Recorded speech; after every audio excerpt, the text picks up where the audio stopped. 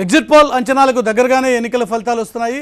5 రాష్ట్రాల ఎన్నికల్లో బీజేపీ హవా స్పష్టంగా కనిపిస్తోంది. తాజా ఫలితాల ట్రెండ్స్ గమనిస్తుంటే యూపీ, ఉత్తరాఖండ్లో కమలాదులు పాగా వేసేటువంటి దిశగా అడుగులు వేస్తున్నారు. ఇక పంజాబ్లో కాంగ్రెస్ పార్టీ అధికారం హస్తగతం చేసుకోవడానికి రెడీ అవుతున్నట్టు కనబడుతోంది. తాజా ట్రెండ్స్ ప్రకారం కాంగ్రెస్ పార్టీ ఆధిక్యత కనబడుతోంది. 2వ స్థానంలో ఆమ్ ఆద్మీ పార్టీ నిలిచేటువంటి ప్రయత్నం చేస్తోంది. గట్టి పోటీ ఆమ్ ఆద్మీ పార్టీ వైపు నుంచి వస్తుంది. అకాళీ బీజేపీ కూటమి 3వ స్థానంలో కేవలం సింగిల్ డిజిట్కే పరిమితమైనటువంటి వాతావరణం కనబడుతోంది. పంజాబ్లో చాలా క్లియర్గా 6 చోట్ల మాత్రమే అకాలీదళ్ బీజేపీ ముందంజలో ఉన్నటువంటి వాతావరణం. దాదాపుగా రియాక్షన్ ఇప్పటికీ ఉత్తరాఖండ్లో బీజేపీ ఆధిక్యత వైపు అడుగులు వేస్తున్న సందర్భంలో అధికార పార్టీకి మాత్రం ఇంకా ధీమా కనబడుతున్నటువంటి వాతావరణం మనం గమనించవచ్చు.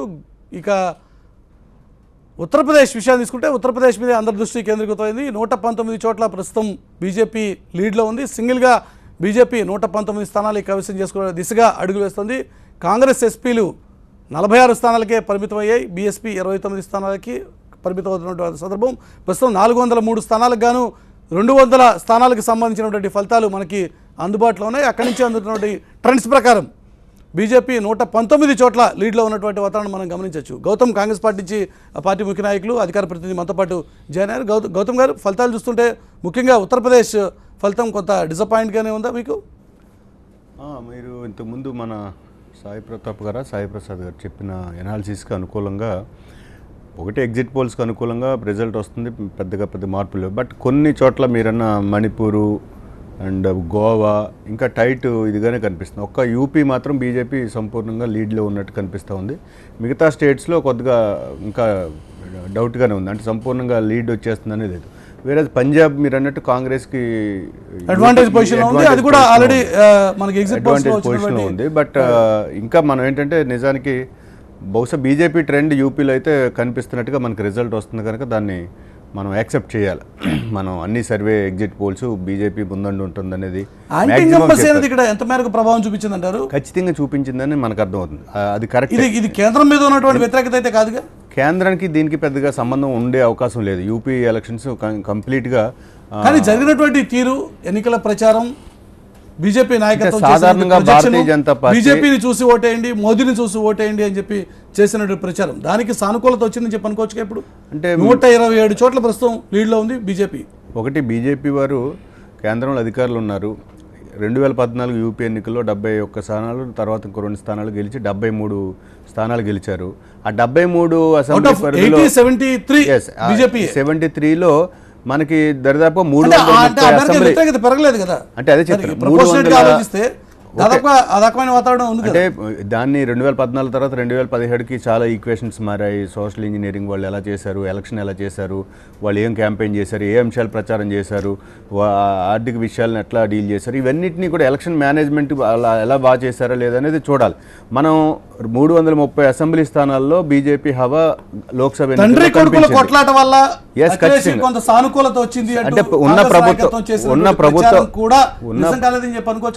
ప్రభుత్వ వ్యతిరేకత కానీ, లేదా సమాజ్వాదీ పార్టీ అంతర్గత వ్యవహారాలు కానీ, లేదా ఎస్పీ బీఎస్పీలో ఉండే అంటే బీజేపీ వ్యతిరేక ఓట్లు ఒక మహాకూటమిలాగా బీహార్లో లాగా కాకుండా బీజేపీకి, బీఎస్పీకి అండ్ ఎస్పీ కాంగ్రెస్కి చీలిపోవటం వల్ల కానీ, అట్లా బీజేపీ సింగిల్ లార్జెస్ట్ పార్టీగా రావడానికి ఆ రకంగా ఉత్తరప్రదేశ్ ప్రత్యేక పరిస్థితులను కూడా మనం అనలైజ్ చేయాలి. ఎందుకంటే ఇప్పుడు బీహార్ వేరు, బీహార్లో బీజేపీ వ్యతిరేకంగా అన్ని రాజకీయ పార్టీలు ఏకమయ్యాయి, ఆర్జేడీ, కాంగ్రెస్, జేడీయూ ఇలాంటివన్నీ. బట్ యూపీలో అది లేదు. యూపీలో బీఎస్పీ అండ్ బీజేపీ మెజారిటీ వైపు దూసుకుపోతున్నటువంటి వాతావరణం.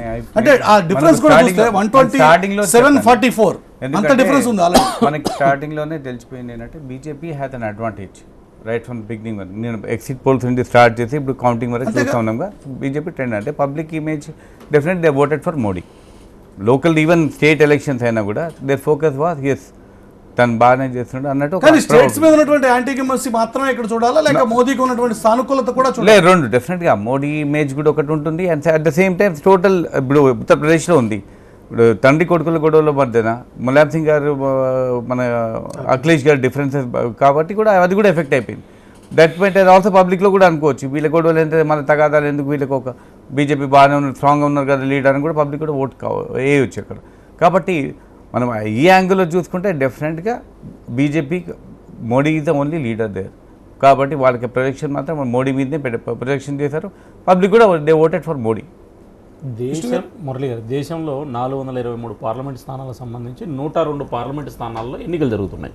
అంటే ఈ దేశంలో పార్లమెంటరీ స్థానాల ఎందుకు చెప్తున్నానంటే రాష్ట్రాల్లో ఉన్నటువంటి పరిస్థితులు ఈ దేశంలో మళ్ళా 40% ఓటర్లు ఒక తీర్పు చెప్పబోతున్నారనేదని నేను ప్రిడిక్షన్ చెప్తున్నా. 40% ఓటర్స్ ఈ దేశంలో ఉన్న ఓటర్లలో ఇప్పుడు జరుగుతున్న రాష్ట్రాల ఎన్నికలకు సంబంధించి తీసుకుంటే 40% ఆయా రాష్ట్రాల్లో ఉన్నటువంటి ముఖ్యమంత్రులు ఎన్నుకునేటువంటి పాయింట్కి వచ్చారు. నేను ఇప్పుడు కూడా గుర్తు చేసేది ఏంటంటే ఈవెన్ పంజాబ్ లో కూడా భారతీయ జనతా పార్టీ ఎందుకు ఓడిపోతుందంటే మాకు తెలుసు, అకాలీదళ్ళు అక్కడ 15 సంవత్సరాలుగా అధికారంలో ఉంది. మేము దాని కారణంగా ఒకటి మాకు మిత్రపక్షంగా మేము వదులుకోలేని పరిస్థితుల్లో ముందుకు పోయాం.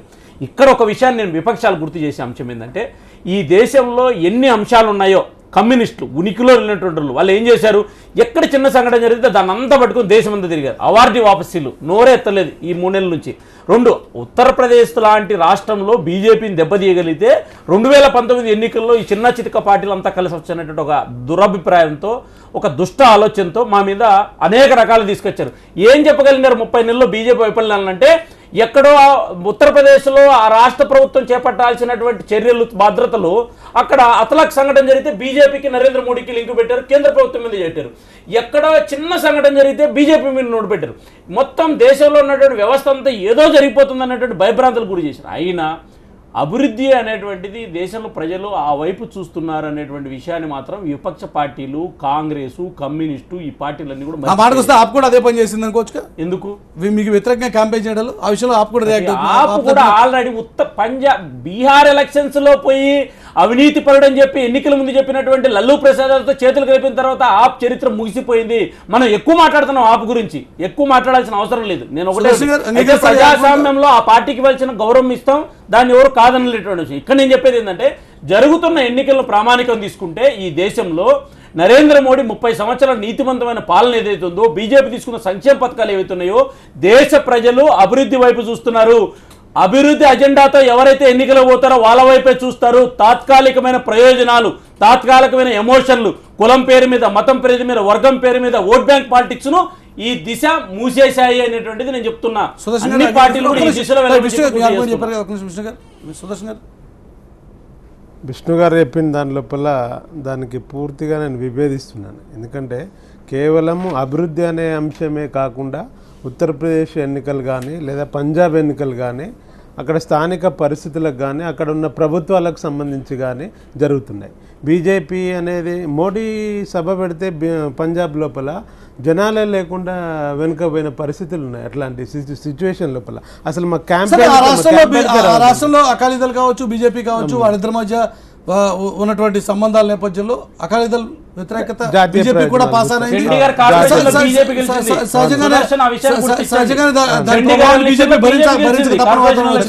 జాతీయ పరిణామాల నేపథ్యం లోపల జరుగుతుంది. అదే నీకు ఉత్తరప్రదేశ్కి వచ్చేసరికి అక్కడ ఓన్లీ స్థానిక అంశాలు కానీ స్థానిక లీడర్షిప్ని బేస్ చేసుకునే ఉంటుంది. మోడీ మళ్ళీ వారణాసి లోపల ఎంపీగా ఉన్నారు. అక్కడ కొంత అభివృద్ధి కార్యక్రమాలు జరిగినాయా లేదా అనేది వాటిని బేస్ చేసుకొని ఇప్పుడు ఫలితాల తర్వాత వస్తాయి.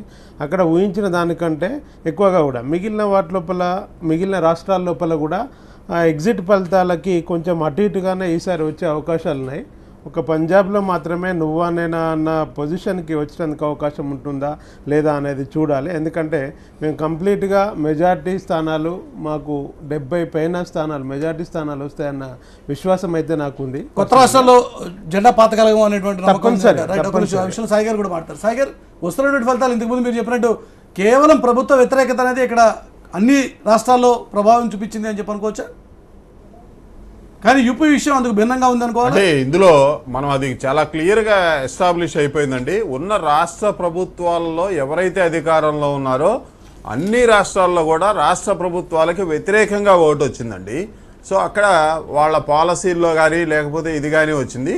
అయితే ఇక్కడ ఉత్తరప్రదేశ్లో బీజేపీ అధికారంలో లేకుండా ఎస్పీ ఉండి వాళ్ళకి కొంత అడ్వాంటేజ్ అయితే వచ్చింది. కేంద్ర ప్రభుత్వం యొక్క ప్రభావం, కేంద్ర ప్రభుత్వంలోని పాలన ప్రభావం రాష్ట్రాల మీద అయితే పెద్దగా లేదండి. అయితే ఇక్కడ ఉత్తరప్రదేశ్లో ఎన్నికల్లో అధికారంలోకి రావాలి అనే దాంట్లో బీజేపీ చాలా కష్టపడి పనిచేసింది.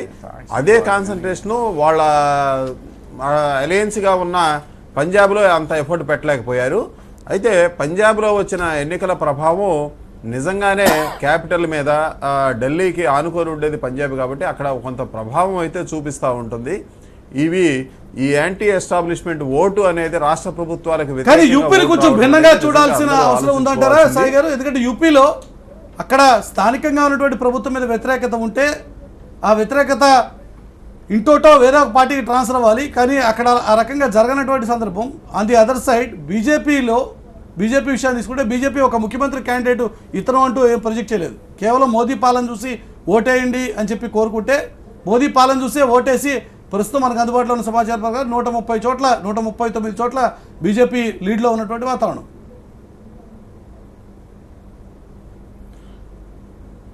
అంటే మురళి గారు ఇక్కడ మనకి మోడీ గారి పరిపాలన అనేది బాగుంది అనేది అక్కడ వాళ్ళు చాలా బాగా ప్రొజెక్ట్ చేసుకోగలిగారు. దానికి తోడు ఎస్పీలో ఉన్న డిఫరెన్సెస్ బిట్వీన్ వాళ్ళ అడ్మినిస్ట్రేషన్ అనేది ములాయం సింగ్ గారు, ఆయన సోదరులు, అదేవిధంగా అఖిలేష్ యాదవ్, ఆయన మిగతా సోదరులు వీళ్ళందరూ కలిసి ఒక 20 మంది వాళ్ళ ఫ్యామిలీ మెంబర్స్ ఉత్తరప్రదేశ్ మొత్తం అడ్మినిస్ట్రేషన్ చేస్తూ ఉన్నారు, పొలిటికల్ అడ్మినిస్ట్రేషను.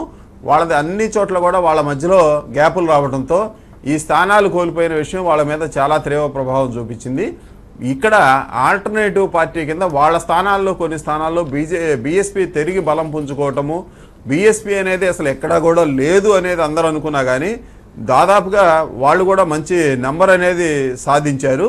ఇక్కడ కేవలం ఎస్పీ కాంగ్రెస్ యొక్క అలయన్స్ దారుణంగా ఫెయిల్ అవడంతో బీజేపీ ల్యాండ్ స్లైడ్ విన్నుకైతే వెళ్ళగలిగింది. ఇది యాంటీ ఇన్కంబెన్సీ ప్లస్ బీజేపీ అనేది చాలా తీవ్రంగా అన్ని రకాలుగా కృషి చేయటం ఇది కనపడింది. ఒకటి ఏమిటంటే నేను మొదటే చెప్పాను ఉత్తరప్రదేశ్ లేదు అలానే ఎలా చెప్తాం మొత్తంగా ఇప్పుడు బీఎస్పీ అనే దాన్ని ఒక పెద్ద పాత్రగా చూడాలి. మీరు ఉత్తరప్రదేశ్లో గతంలో స్టేట్లో ఇప్పుడు అపోజిషన్ పార్టీ బీఎస్పీ యూపీలో, సో గతంలో రాష్ట్రాన్ని పాలించిన పార్టీ, అలాంటి పార్టీ కూడా ఒక ట్రయాంగిల్ పోటీలో బలంగా ఉంది. కనుక 3 పార్టీల మధ్య బలంగా పోటీ ఉన్నప్పుడు కొంత అడ్వాంటేజ్ బీజేపీకి రావడం వల్ల సీట్స్లో చాలా ఎక్కువ షేర్ వచ్చేసే అవకాశం కనిపిస్తూ ఉంది మనకి.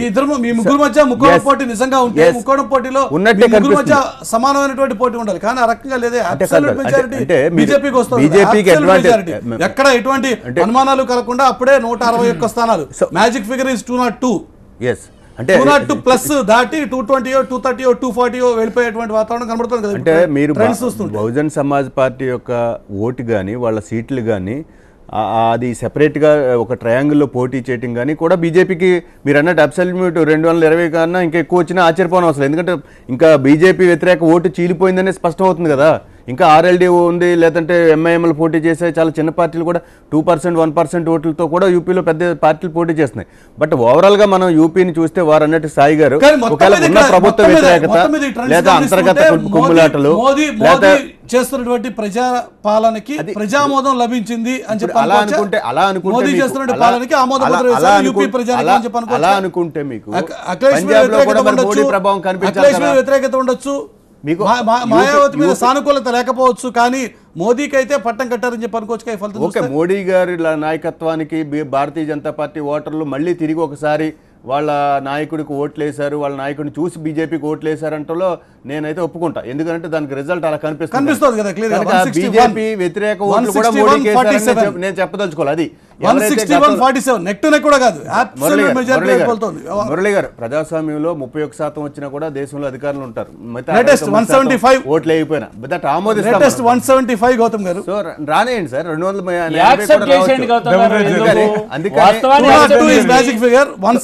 లీడ్ లో ఉంది. చెప్పండి నేను చెప్తున్నా, పంజాబ్ కూడా నువ్వు శుభాకాంక్షలు చెప్పు, మణిపూర్ కూడా నువ్వు శుభాకాంక్షలు చెప్పు. మోడీ గారు వెళ్ళి మణిపూర్ లో మేమే చేస్తాం. 15 ఏళ్ళు కాంగ్రెస్ అధికారంలో ఉంది, 15 సంవత్సరాలు కాంగ్రెస్ అధికారంలో ఉంది మణిపూర్లో. అయినా we are leading in the Manipur suppose చెప్తున్నా. కనుక ఉత్తరాఖండ్లో కాంగ్రెస్ 5 ఏళ్ళ అధికారంలో ఉంది. వారు చెప్పినట్టు సాయి గారు ప్రభుత్వ వ్యతిరేకత కొంత కనిపిస్తూ ఉంది.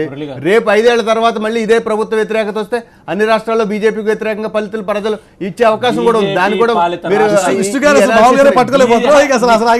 బీజేపీ పాలిత రాష్ట్రాలు గుజరాత్ 15 సంవత్సరాలు, ఉత్తరప్రదేశ్లో పక్కన పెడితే మధ్యప్రదేశ్ 15 సంవత్సరాలు ముఖ్యమంత్రులుగా పనిచేసినటువంటి వ్యక్తులకు అఖిలేష్ యాదవ్ అంటే ఒక యంగ్ డైనమిక్ అనేటువంటి ఒక విశ్వాసం ప్రజల్లో ఉంది. నేను కూడా కాదనను అఖిలేష్ యాదవ్గా. కాంగ్రెస్తో కలవకముందు వరకు అఖిలేష్ యాదవ్ కొంత బాగుండే.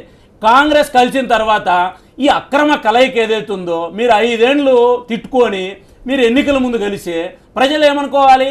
కాబట్టి ఇంకొకటి ఏంటంటే 120 సీట్లు 130 సీట్లు ముస్లింలకు మైనార్టీలకు సీట్లు ఇచ్చారు.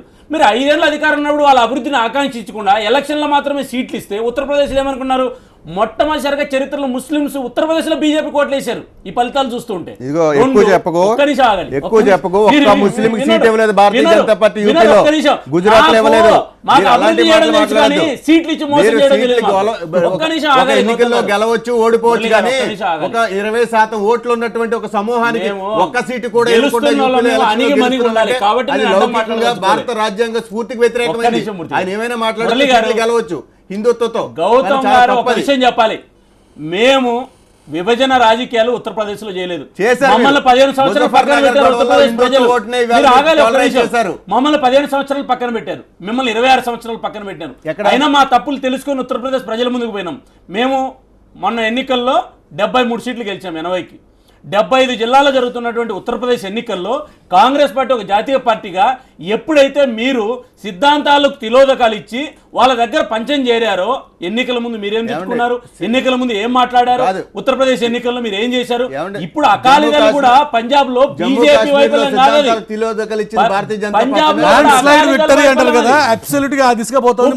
కాంగ్రెస్ పార్టీ ఇప్పటికే గౌతమ్ గారు ఎక్కడ ఎటువంటి సెషన్ విషయం లేవు, ఎక్కడ ఎటువంటి ఒక్క నిమిషం విష్ణు గారు. లేటెస్ట్ అప్డేట్స్ చూస్తుంటే పూర్తిగా ఎగ్జిట్ పోల్ అంచనాల్ని కూడా తల్లకిందులు చేస్తూ బీజేపీ పూర్తి మెజారిటీని యూపీలో సాధించేటువంటి దిశగా వెళ్తోంది. 202 కాదు 240, 250, 260 స్థానాలను కూడా సొంతం చేసుకున్న ఆశ్చర్యపోవాల్సిన అవసరం లేనటువంటి విధంగా మొత్తం 403 స్థానాలకు గాను 275 స్థానాలకు సంబంధించిన ఫలితాలు మనకు ప్రస్తుతం అందుబాటులో ఉన్నాయి. అక్కడ బీజేపీ 186 చోట్ల ఆధిక్యంలో ఉంది. ఎస్పీ కేవలం 47 చోట్ల, అలాగే బీఎస్పీ మరొక 38 చోట్ల మాత్రమే, 33 చోట్ల మాత్రమే తన ఆధిక్యతను కనబరచగలుగుతున్నాయి. పూర్తి మెజారిటీ, ఎటువంటి అనుమానం లేనటువంటి మెజారిటీ, మోదీకి పూర్తిగా ఆమోదం తెలిపేటువంటి రీతిలో బీజేపీ వస్తున్నటువంటి ఫలితాలు ఆ రకంగా కనబడతాయి. మోదీకి పూర్తి మెజారిటీ, పూర్తి ఆమోదం యూపీ ప్రజానికం వేసినటువంటి వాతావరణమే కనబడుతోంది ఎర్లీ ట్రెండ్స్ని బట్టి. ఇంకా మొత్తం 403 స్థానాలు ఉన్నటువంటి యూపీలో కేవలం 274 స్థానాలకు సంబంధించిన ఫలితాలు మాత్రమే ప్రస్తుతం మనకు అందుబాటులో ఉన్నాయి. ఇంకా మిగతా స్థానాలకు సంబంధించిన ఫలితాలు రావాలి. మోర్ దాన్ 50% సంబంధించిన అప్డేట్స్ మాత్రమే ఇవి. అందులో కూడా 186 స్థానాలు బీజేపీ ఆధిక్యతను కనబరుస్తోంది. అంటే గౌతమ్ గారు మీరు చెప్పాలి. ఒకటే నేను చెప్పాను కదా, ఉత్తరప్రదేశ్లో ఎలాగైనా ట్రయాంగిల్ పోటీ చేసినప్పుడు బీజేపీకి అనుకూలంగా ప్రజలు ఓట్లేశారు. యూపీ ముఖ్యమంత్రి క్యాండిడేట్ని ప్రకటించకుండా మోడీ గారే ప్రచారం చేశారు కనుక ఎస్ ఆ గెలుపుకి ఆ ఓటింగ్ ప్యాటర్న్కి మోడీ గారి మీద నమ్మకం చూపించారు అనేది ఒక అంశం. అయితే పోలరైజేషన్ ఎలా జరిగింది అనేది ఒక విశ్లేషణ చేయాలి కదా మనం. ఇప్పుడు ఇక్కడ కూర్చునేది ఎందుకంటే యూపీ గెలుస్తుంది మోడీకి ఓటేశారంటే పంజాబ్లో ఎందుకు వేయలేదని నేను అడుగుతా, మామూలుగా మణిపూర్లో ఎందుకు వేయలేదని అడుగుతా. కనుక అది కాదు కదా, ప్రత్యేకమైన పరిస్థితులు యూపీలో ఏమున్నాయనంటే బహుశా నేను కంపేర్ చేస్తున్నా 2002, 2003లో మీకు బీఎస్పీ అండ్ ఎస్పీ మధ్య కలిసి బీజేపీకి వ్యతిరేకంగా పోటీ చేసినప్పుడు ఎస్పీ బీఎస్పీలే గెలిచాయి అక్కడ. పరిణామాలు కొంత మీకు అనుకూలంగానే ఉన్నాయి. పంజాబ్ లో 33 చోట్ల ఆప్ నుంచి పెద్ద పోటీ లేదు, కేవలం 14 స్థానాల్లో ఆ రకంగా చూస్తుంటే పంజాబ్ కాస్త మీకు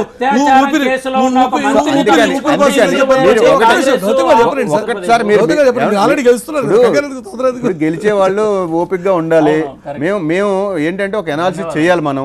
యూపీలో హిందుత్వ ఓటుని, యాంటీ ముస్లిం ఓటుని, లేకపోతే యాంటీ దళిత ఓటుని భారతీయ జనతా పార్టీ సమర్థవంతంగా మొబిలైజ్ చేయటం వల్ల మెజారిటీ వచ్చిందని నేను అనుకుంటున్నా. ఎందుకనంటే మీరు 404 సీట్లలో ఒక్క స్థానాన్ని కూడా ముస్లిం వర్గాలకి 20% భారతదేశంలో ఓట్లు ఉండే వాళ్ళకి ఇవ్వటం లేదంటే మీ యొక్క హిందుత్వ ఎజెండాని బ్రహ్మాండంగా ప్రచారం చేసుకోగలిగారు. అందుకని మీరు భారత స్ఫూర్తిని, రాజ్యాంగ స్ఫూర్తిని, లౌకిక స్ఫూర్తిని ఎంతగా విస్మరించి గెలుస్తున్నారు అనేది ప్రజల తీర్పుని మేము ఆమోదిస్తాం.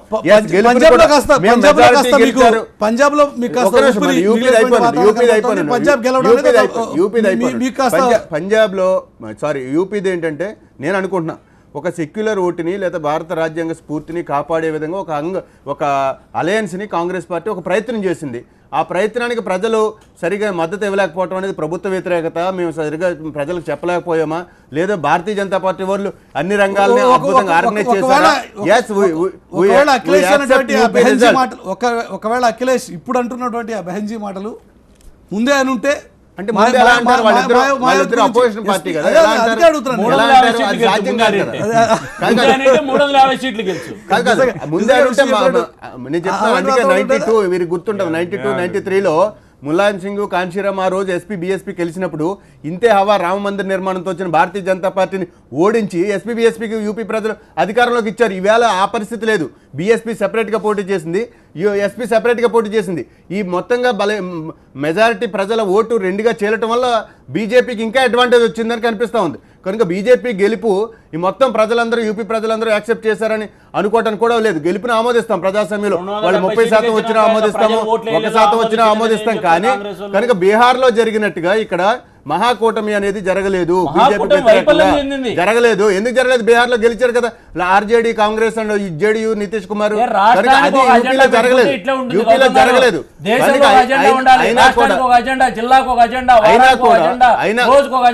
అయినా కూడా ఉత్తరప్రదేశ్ లో మీరు సమర్థంగా విజయవంతం సాధించింది. ఉత్తరప్రదేశ్ లో హిందుత్వ ఓటుని బలంగా కన్సాలిడేట్ చేసుకోగలిగారు. దీనికి వ్యతిరేకంగా భారతదేశం అంతా ఆలోచన చేయాల్సిన సమయాన్ని తెలియజేస్తున్నాయి. హిందువులు, ముస్లింలు, జైన్లు, క్రిస్టియన్లు, గుడి, నరేంద్ర మోడీ అజెండా డెవలప్మెంట్ తో ఉత్తరప్రదేశ్ ఎన్నికలు పోయాడు.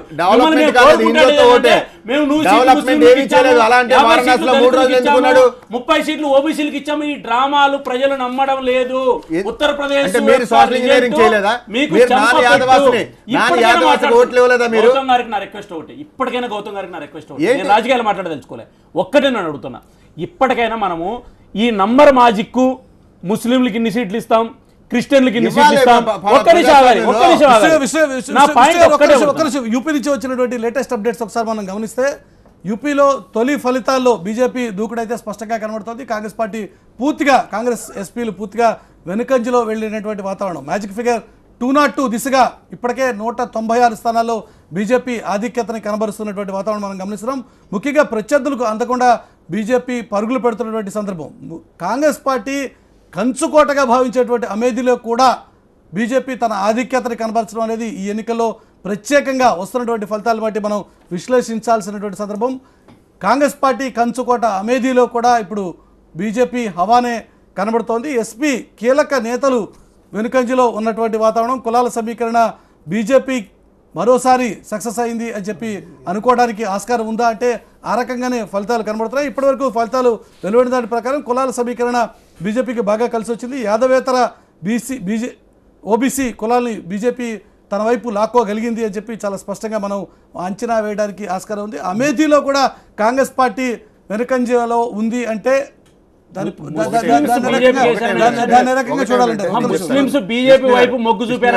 అమేథీలో కూడా కాంగ్రెస్ పార్టీ వెనుకంజలో ఉంది అనేటువంటి వాతావరణం. ఏంటంటే విష్ణు గారు మేమేమి కులాలకు అతీతంగా, మతాలకు అతీతంగా పెద్ద ఎత్తున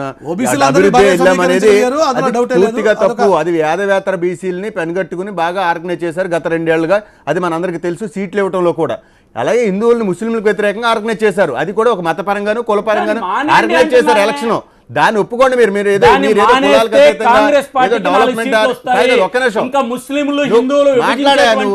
అయోధ్య, బాబ్రీ మసీదు, లేకపోతే అయోధ్య రామ మందిరం మేము మానేశాం. దేశ ప్రజలకు ఒకటి చెప్పాం, అజెండా ఉత్తరప్రదేశ్ లో బీజేపీ 2014 ఎన్నికల్లో 73 ఎంపీ సీట్లు గెలిచారు. మీరు కనపడలేదు. మీరు పోనీ ఈ 30 నెలలు ఏమన్నా మీరు మార్పు చేస్తున్నారంటే ఎంతసేపు ఉన్నా ఎక్కడన్నా ఒక శవం పడుతుందా? దాన్ని రాజకీయానికి వాడదామా? ఓ దళితుడు చనిపోతాడా దాన్ని రాజకీయానికి వాడదామా? ఒక ముస్లిం చనిపోతాడా దాన్ని రాజకీయానికి వాడదామా? ఈ ముస్లిం, దళిత, బీసీ, ఓసీ విభజించేటువంటి పాలిటిక్స్ నుంచి కాంగ్రెస్ బయటికి రాండి. బీజేపీ చెప్తుంది ముస్లింలు అభివృద్ధి చెందాలి, దళితులు అభివృద్ధి చెందాలి, క్రిస్టియన్లు అభివృద్ధి చెందాలి.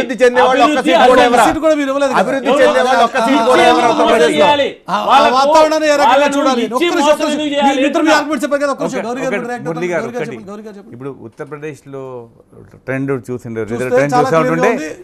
పబ్లిక్ కులం Latest మతం updates. ఇక్కడ Magic కులం figure కూడా ఇక్కడ దాటిపోతుంది. ఇక్కడ కులం మతం గిట్ట ఏం లేదు. మోడీ గారికి ఓటు వేయాలనుకున్నారు, ఓటు అభివృద్ధి ఓటేశారు. డెవలప్మెంట్ అనుకోండి, మోడీ అనుకోండి. మోడీ ఇస్ లీడర్ కదా, నేను అలా అనుకోను. Modi leading I differ with, కొన్ని సీట్లు ఒకటి No, no. they wanted a change, they wanted to vote development అనుకోండి, లేకుంటే మోడీ గారు అనుకోండి, ఏ ప్రభావం అయినా కూడా దే హ్యావ్ ఎలక్టెడ్ బీజేపీకి ఓట్ వేసాం. సేమ్ థింగ్ పంజాబ్లో కూడా they wanted a change, they wanted vote Congress, they are voting it. As simple as that. ఇంక దాంట్లో పెద్ద మనం ఆలోచన, దాని పెద్ద అనాలిసిస్ కూడా లేదు. ఇక్కడ మనం బీజేపీ ముస్లిమ్స్కి ఎక్కువ సీట్స్ ఇవ్వలేదా, వేరే కులాలకు సీట్స్ ఇవ్వాలి, ఇచ్చినా ఇవ్వకున్నా, but people have accept voted them for the BJP. చెప్తున్నా, మళ్ళీ చెప్తున్నా, ఏదైతే బలహీన వర్గాల్లో లేకపోతే మతపరంగాను అన్ని రంగాల్లోనూ భారత ప్రజాస్వామ్య స్ఫూర్తిని కాపాడుతూ ఎన్నికలు చేయటం ఒక పద్ధతి. ఓన్లీ ఒక మతపరమైన ఎజెండాని రెచ్చగొట్టుకుని మెజార్టీ ప్రజలు ఇప్పుడు ఓట్లు వేశారు కనుక మేము గెలిచేసాం అనేది ఇంకొక అంశం. నేను చెప్తున్నాను కదా, మేము ముస్లింలు అభివృద్ధి చెందాలని భారతీయ జనతా పార్టీ కోరుకుంటుందని విష్ణు చెప్తే నేనేం అడుగుతున్నాను, ఒక్క సీటు కూడా మరి ఎందుకు ఇవ్వకుండా, అసెంబ్లీలో ప్రాతినిధ్యం లేకుండా భారతీయ జనతా పార్టీ ఎన్నికల్లోకి వెళ్ళింది యూపీలో అంటే మీరు స్పష్టంగా ఏం చెప్పదలుచుకున్నారు? ముస్లిం ఓట్లు మాకు అవసరం లేదు, మాకు హిందువుల ఓట్లు ఏమని రెచ్చగొట్టారు ప్రజల్ని. ప్రజల ప్రచారాన్ని ప్రజలు నమ్మొచ్చు. ఒక నిమిషం ఒక్క నిమిషం గౌతమ్ గారు, చిన్న interruption. Uttarakhand BJP in charge Chandrashekar ప్రస్తుతం మనకి ఢిల్లీ నుంచి అందుబాటులో లేదు. చంద్రశేఖర్ గారు, ఉత్తరాఖండ్లో పరిస్థితులు గమనిస్తుంటే ఉత్తరాఖండ్లో బీజేపీ పాగా వేసేటువంటి వాతావరణం కనబడుతోంది. మీ అంచనా ఏంటి ఈ విషయంలో? చంద్రశేఖర్ గారు నమస్కారం సార్. సార్ చెప్పండి చంద్రశేఖర్. ఉత్తరాఖండ్లోని ఇప్పుడు వరకు జరిగిన 1 సెకండ్ ప్రొసీడ్. చంద్రశేఖర్ గారు వినబడుతుంది మీ మాట. సార్, ఇప్పుడు వరకు ఉత్తరాఖండ్లో జరిగిన ఎలక్షన్స్ ఒక ఎత్తు అయితే, ఈసారి జరిగిన ఎలక్షన్స్ మేము కంప్లీట్ డిఫరెంట్ స్ట్రాటజీతో వెళ్ళామండి. మేము ఉత్తరాఖండ్ ఎలక్షన్ ముందు ఒక మూడు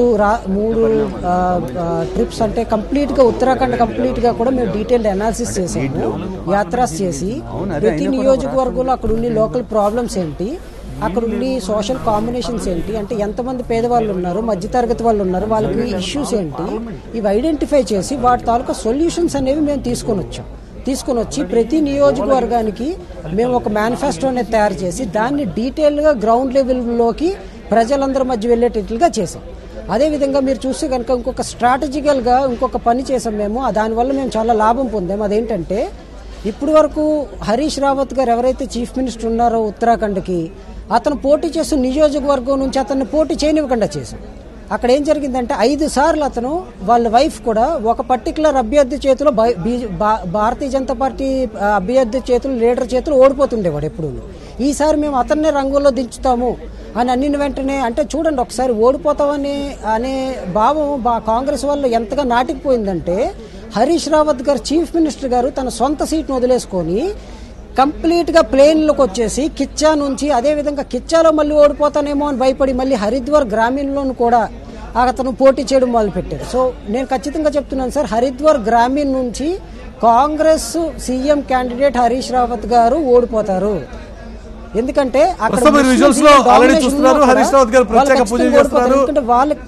హరీష్ రావత్ గారు ప్రత్యేక పూజలు చేస్తున్నారు. తన ఫలితం అయినా సరే తనకు దక్కాలి అని చెప్పి చాలా గట్టిగా కష్టపడుతున్నటువంటి వాతావరణం. కానీ ఫలితం హరీష్ రావత్కి పూర్తి వ్యతిరేకంగా కనబడుతోంది. ఉత్తరాఖండ్లో బీజేపీ విజయం దాదాపుగా ఖాయమయ్యేటువంటి వాతావరణం కనబడుతుంది. 70 స్థానాలు ఉన్న ఉత్తరాఖండ్లో 62 స్థానాలకు సంబంధించిన ఫలితాలు మనకు ప్రస్తుతం అందుబాటులో ఉన్నాయి. 46 చోట్ల బీజేపీ ఆధిక్యతలో ఉంది. కేవలం 14 స్థానాలకు మాత్రమే కాంగ్రెస్ పార్టీ పరిమితం అవుతున్నటువంటి సందర్భంలో చంద్రశేఖర్ గారు, ఇక్కడ మోదీ మార్క్ ఏ మేరకు ప్రభావం చూపించిందంటారు ఈ రాష్ట్రంలో కూడా? ఎందుకంటే ఉత్తరప్రదేశ్లో చాలా క్లియర్గా మోదీకి ప్రజామోదం లభించింది అని చెప్పి భావించేటువంటి సందర్భంలో ఉత్తరాఖండ్లో కూడా అదే మ్యాజిక్ ఇక్కడ పనిచేసిందని చెప్పి అనుకోవచ్చా చంద్రశేఖర్ గారు?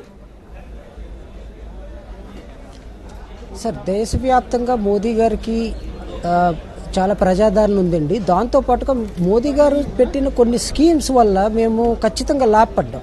ఒకటి, మీరు ఉజాలా స్కీమ్ తీసుకుంటే కనుక మేము గ్యాస్ అనేది ఎప్పుడైతే పేదవాళ్ళ ఇంట్లో గ్యాస్ లేదు, వాళ్ళు కట్టెల పొయ్యితో చాలా రకాలుగా బాధపడుతున్నారు, ఆ ఇంటిల పాది బాధపడుతున్నారు. అటువంటి ప్లేసెస్లోని మేము ఎప్పుడైతే గ్యాస్ అనేది పంపిణీ చేసామో, అంటే క్లియర్గా మా టార్గెట్ ఏంటంటే కులము మతం అనేది మా టార్గెట్ కాదు, అందరికీ ఇచ్చాం. మీరు చూస్తే కనుక హరిద్వార్లో చూస్తే కనుక ముస్లిం డామినేటెడ్ ఏరియాస్లో కూడా మేము గెలుస్తాం. ఎందుకంటే కంప్లీట్గా ముస్లిమ్స్ కూడా మాకు ఓటేసారు. దానికి కారణం ఏంటంటే మేము ఏ రోజు కూడా కులము మతం అనేది చూడకుండా ఒక పేదవాళ్ళని ఎలాగ అప్లిఫ్ట్ చేయాలి, వాళ్ళ అభివృద్ధికి ఏ విధంగా తోడ్పడాలి అనే దాన్నే చూసి వాళ్ళకి ఏ రోజైతే మేము గ్యాస్ సప్లై చేయడం స్టార్ట్ చేసామో వాళ్ళ ఇంట్లోనే ఏంటంటే హెల్త్ రిలేటెడ్ ఇష్యూస్ అనేవి తగ్గి, అదేవిధంగా ఎలక్ట్రిసిటీ అనేది ప్రొవైడ్ చేసాం. దగ్గర దగ్గర 6500 గ్రామాలు ఉత్తరాఖండ్లోని ఎలక్ట్రిసిటీ అనేది లేదు. లేకపోతే మేము పీయూష్ గోయల్ గారు అద్భుతంగా పనిచేసి అన్నిటిని ఐడెంటిఫై చేసి 85% గ్రామాలకి మేము అక్కడ కొత్తగా ఫస్ట్ టైం వాళ్ళ మొత్తం భారతదేశం స్వతంత్రం వచ్చిన తర్వాత ఫస్ట్ టైం వాళ్ళ ఎలక్ట్రిసిటీ అనేది చూశారు. అదంతా ఏంటంటే మోదీ గారు పెట్టిన స్కీమ్స్, మా తాలూకా నాయకత్వం, మా లీడర్స్ అందరూ పనిచేసే విధానం, భారతీయ జనతా పార్టీ తాలూకా ఆలోచన ఒకటే, ఈ దేశాన్ని ముందుకు తీసుకెళ్లాలి, అందులో అందరితో పాటు సబ్కా సాత్ సబ్కా వికాస్ అనేది, అందులో ఏ కులమైనా పర్వాలేదు, అందరూ సమానమే, అందరికీ ఇచ్చాం ఫలాలు. దాని ప్రకారం మాకు ఇప్పుడు ఫలితాలు కూడా వస్తున్నాయి. మీరు చూడండి, మేము ఒక్క phase 2 యూపీలోని వదిలేసి తక్కిన అన్ని ఫేజెస్లో కూడా 70% పైన మేము ఖచ్చితంగా సీట్స్ తీసుకొస్తాం. ఎందుకంటే నేను ఉత్తరాఖండ్లో 4 నెలలు, ఒక నెలన్నర పాటు ఉత్తరప్రదేశ్లో పనిచేశాను గ్రౌండ్లోని, phase 3, 4, 5, 6, 7లోని. సో నేను ఖచ్చితంగా చెప్పగలను ఇందులోని 70% పైన మాకు ఖచ్చితంగా వచ్చేస్తాయి. దీనికి ఇంకొక రీజన్ కూడా ఉంది, ఏంటంటే స్కిల్ ఇండియా. బేసికల్గా స్కిల్ ఇండియా స్కీమ్లో ఏం జరిగిందంటే, ఈ యువత అనేది ఎప్పుడైతే అన్ఎంప్లాయ్మెంట్తో బాధపడుతున్నారో ఈ ఉత్తరప్రదేశ్లోని కానీ ఉత్తరాఖండ్లో కానీ వాళ్ళందరూ చాలా ఆశగా మోదీ గారి వైపు చూడడం మొదలుపెట్టారు. మేము ప్రతి కాలేజెస్లో అలాగే అన్ఎంప్లాయిడ్ యూత్ని, వాళ్ళ క్యాస్ట్, వాళ్ళ రిలీజన్తో సంబంధం ఏమీ లేదు, ప్రతి భారతీయుడు అందులో ఉన్న ప్రతి భారతీయుడిని తీసుకొని మేము అందరికీ కూడా స్కిల్ డెవలప్మెంట్ అనేది చేశాం. అదేవిధంగా ఎప్పుడైతే ఈ సర్వీస్ ప్రొవైడర్స్ ఉంటారో వాళ్ళందరికీ కూడా మేము స్కిల్డ్ సర్టిఫికేట్ ఇవ్వడం మొదలుపెట్టాం. అంటే ఎగ్జాంపుల్ మీరు కార్పెంటర్ తీసుకుందాం, ఆ కార్పెంటర్ జనరల్గా కార్పెంటరీ వర్క్కి వెళ్తే అతనికి రోజుకు ఒక 500 రూపాయలు వస్తున్నాయి అనుకుందాం పని చేస్తే. సో మేమేం చేసామంటే అతను తీసుకుని అతను ఇంకా హై స్కిల్ లేబర్, ఒక కొత్త టెక్నిక్ ఏ విధంగా నేర్చుకోవాలి, అతను ఆ పనిని ఇంకా సులభంగా ఎలా చేయగలడు అనే దాన్ని నేర్పించి అతనికి ఒక సర్టిఫికేట్ ఇచ్చాం. ఆ సర్టిఫికేట్ ఇవ్వడం వల్ల ఏం జరిగిందని అంటే, అతను 500 సంపాదించి అతను ఆ సర్టిఫికేట్ చూపించి ఇతను స్కిల్డ్ లేబర్ అనమాట, ఇది గవర్నమెంట్ కూడా ఆల్రెడీ మోదీ గారు కూడా స్టాంప్ వేసి ఇచ్చారు ఇతను స్కిల్డ్ లేబర్ అని, అతను 700 రూపాయలు సంపాదించి మొదలు పెట్టాడు. అంటే ఏం జరిగింది, ప్రతిరోజు అతనికి ఒక 200 రూపాయలు అనేది లాభం అనేది చేకూర్చాం. సో ఏంటంటే మా ఉద్దేశం, భారతీయ జనతా పార్టీ ఉద్దేశం ఎప్పుడు పేద ప్రజల్ని, మధ్యతరగతి ప్రజల్ని ఇంకా ముందుకు తీసుకొని వెళ్ళాలి, వాళ్ళందరినీ అభివృద్ధి చేయాలి, దేశంలోని కంప్లీట్గా ప్రతి సెక్షన్ ఆఫ్ సొసైటీ కూడా అభివృద్ధి చెందాలనేది మా ఉద్దేశం. దీంతో మీతో మాట్లాడడానికి గౌతమ్ గారు కూడా ఉన్నారు, కాంగ్రెస్ పార్టీ నుంచి, ఆ పార్టీ అధికార ప్రతినిధి. గౌతమ్ గారు, ఉత్తరాఖండ్ విషయాన్ని తీసుకుంటే చాలా క్లియర్గా బీజేపీ ప్రభుత్వాన్ని ఏర్పాటు చేసేటువంటి దిశగా అడుగులు వేస్తున్న సందర్భంలో కాంగ్రెస్ పార్టీ మీద ఉన్న వ్యతిరేకత ఇక్కడ చాలా క్లియర్ గా కనిపించింది అనుకోవచ్చు. ఒకటి ఏమిటంటే, వాళ్ళు 2012 ముఖ్యమంత్రి 2 చోట్ల మార్చుకుని చివరికి హరిద్వార్ వచ్చి పోటీ చేయాల్సిన 2012లో కూడా బీజేపీ కాంగ్రెస్ మధ్య ఫైట్ జరిగింది. కాంగ్రెస్కి అప్పుడు ప్రజలు అధికారం ఇచ్చారు. ఈ 5 ఏళ్లలో కాంగ్రెస్ అధికారంలో ఉంది, మధ్యలో భారతీయ జనతా పార్టీ వాళ్ళు ఉత్తరాఖండ్ హరీష్ రావత్ గవర్నమెంట్ ని పడగొట్టి, ఒక నిమిషం, హరీష్ రావత్ గవర్నమెంట్ హరీష్ రావత్ గారి గవర్నమెంట్ ని పడగొట్టి మధ్యలో కూడా ఒక ప్రభుత్వాన్ని ఏర్పాటు చేయడానికి భారతీయ జనతా పార్టీ పెద్ద ఎత్తున ప్రయత్నం చేసింది. సో కేంద్రంలో అధికారంలోకి వచ్చిన తర్వాత అటు అరుణాచల్ ప్రదేశ్లో, ఇటు ఉత్తరాఖండ్లో విపరీతంగా అక్కడ ఉండేటువంటి వీళ్ళకు ఉండేటువంటి ఆర్థిక వనరులన్నింటినీ ఎమ్మెల్యే మీద దృష్టి పెట్టి వాళ్ళందరినీ ప్రభుత్వాలు మార్చడానికే ప్రయత్నం చేశారు. సో ఈవేళ ఉత్తరాఖండ్లో వెనుకంజలో హరీష్ రావత్ ఓడిపోవచ్చు, కానీ గోవాలో బీజేపీ సీఎం కూడా వెనుకంజలో ఉన్నారు. కనుక పరిస్థితులు ప్రజలు ప్రభుత్వ వ్యతిరేకంగా తీర్పు ఇవ్వాలనుకున్నప్పుడు ఖచ్చితంగా దానికి అనుకూలంగా మనం యాక్సెప్ట్ చేయాలి. కనుక నేను అనేది ఏంటంటే, ఉత్తరాఖండ్లోనైనా ఎక్కడైనా ప్రజల తీర్పుని అల్టిమేట్గా మనం గౌరవించి తీరాలి. అది ఉత్తరప్రదేశ్ అయినా, గోవా అయినా, పంజాబ్ అయినా. ఇది మిశ్రమ ఫలితాలు వస్తున్నాయని మనకు అర్థమవుతుంది. కొత్తగా ఆమ్ ఆద్మీ పార్టీ అంశాన్ని కూడా మనం చర్చించాలి. పంజాబ్లో ఈవేళ 22 స్థానాల్లో అది లీడ్లో ఉండటం అనేది కూడా ఒక కొత్త పరిణామం. గోవాలో వాళ్ళు ప్రభావం సీట్ల రూపంలో కనిపించట్లేదు. దానివల్ల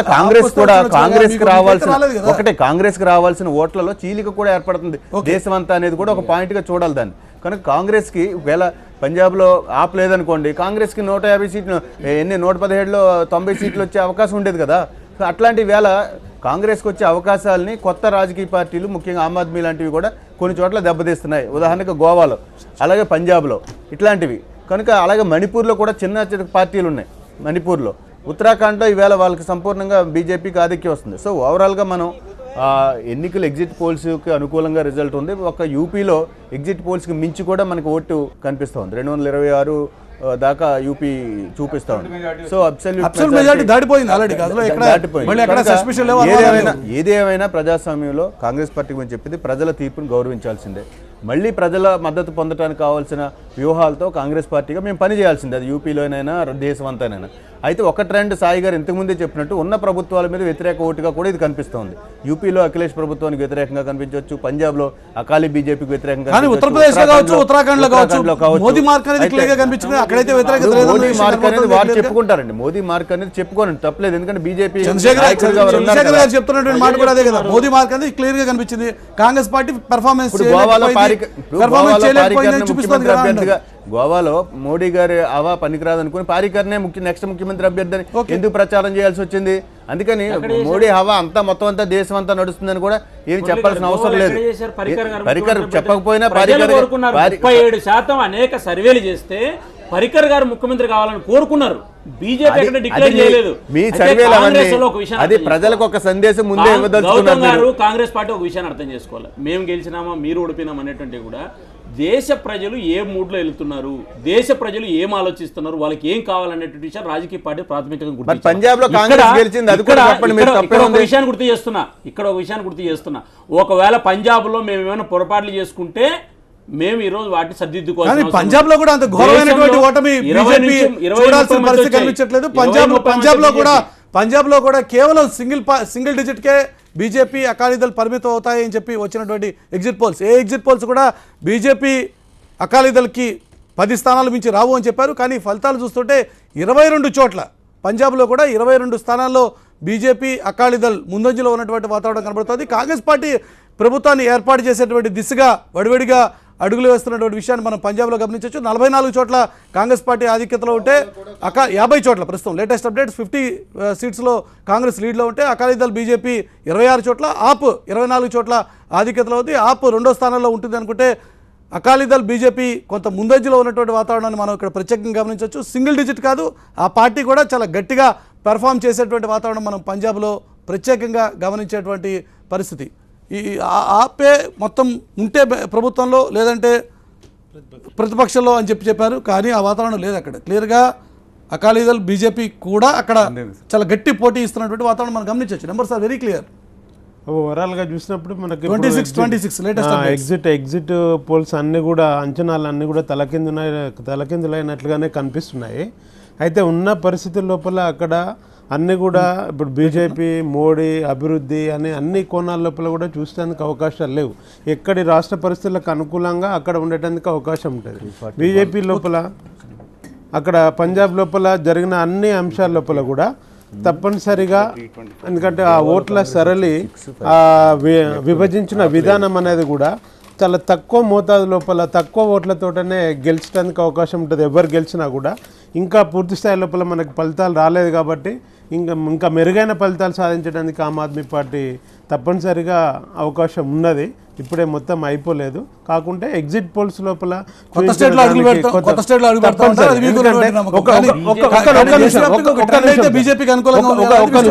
ఒక నిమిషం సార్, మద్యం వంచలేదు, అట్లాగే డబ్బులు వంచలేదు, ప్రలోభాలకు గురి చేయలేదు. దేశంలో ఏంటంటే తాత్కాలికంగా వాళ్ళకి 10 సీట్లు వాళ్ళకి 10 సీట్లు ఇచ్చే ట్రెండ్ వెళ్ళిపోయింది. ఫుల్ ప్రెజెడ్ మెజారిటీ ఇచ్చే సాంప్రదాయం వచ్చింది. లేదా అనైతికంగా పొత్తులతో ఎన్నికలు పోతే ప్రజలు తీర్పు ఇచ్చేటువంటి పరిస్థితి లేదు. కాబట్టి ఈ ఫలితాలను చూసి ఈ దేశంలో రాజకీయ వ్యవస్థ మార్పు వచ్చింది. ప్రజలు కూడా మార్పు ఆలోచిస్తున్నారు. కాబట్టి సింగిల్ పాయింట్ అజెండా, అభివృద్ధితో ముందుకు పోయే వాళ్ళకి మాత్రం ఓట్లు వేస్తారనేది ఈ ఎన్నికలతో ప్రూవ్ అయిపోయింది. కాబట్టి ఇంకా మిగతా పార్టీలు కూడా ఏంటంటే డబ్బులు ఇస్తారు, మద్యం ఇస్తారు, లేకపోతే మైనారిటీకి సీట్లు ఇస్తారు, మెజారిటీకి సీట్లు ఇస్తారు. ఆ అజెండా ప్రజలు మూసేశారు. ఆ ప్రజల అజెండా మూసేశారు. నీతివంతమైన పని నరేంద్ర మోడీ పాలనకు ప్రజలు ఎట్లయితే ఈ రోజు బీజేపీకి పూర్తి అనుకూలంగా ఉన్నటువంటి సందర్భంలో